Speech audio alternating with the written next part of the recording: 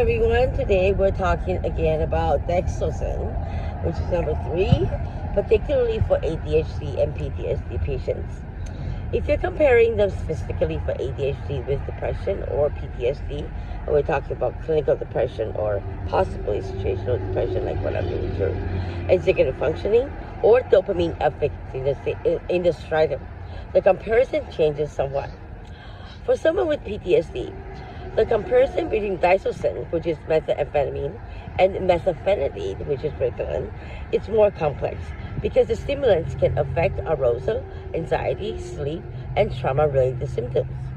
So the aspect for dopamine and norepinephrine effect for Desoxyn, it's a very strong release of the norepinephrine. And as for methylphenidate, it is more gradual increase by blocking the reuptake, so you don't feel that high like methylphenidate does also, even though the mechanisms work differently. So for Desoxyn may worsen symptoms in some people, such as insomnia and irritability, which also presents in some of the people that takes methylphenidate. Desoxyn can improve attention, but carries a higher stimulation risk. However, compared to methylphenidate, which is often used when ADHD symptoms coexist with PTSD. Moving on, ADHD and PTSD combination.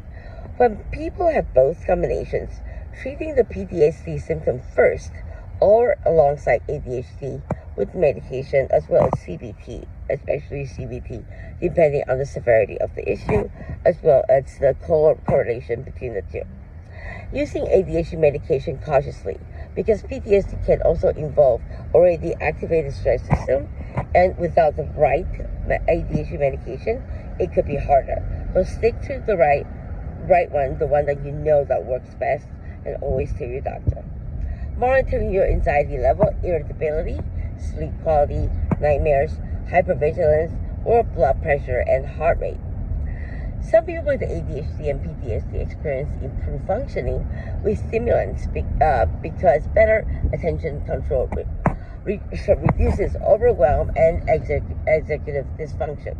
Others experience increased anxiety or insomnia. So like I said, you have to really know your medication, and I have tried all of them, and like I said, since I tried all of them, I am able to talk about it. However, always talk to your doctor. If it doesn't work, switch right away. Don't let the side effects kick in more, which may harm you in some of the ADHD medications. For PTSD-related symptoms physically, medications such as SSRI, SNRI, Prazosin for trauma-related nightmare in some patients, which is what my doctor recommended. Actually, I'm not taking it. I don't need it. And evidence-based therapies such as trauma-focused CBT or EMDR, which I talked about way back, are commonly considered. So, there we go. I will see you next episode. Thank you.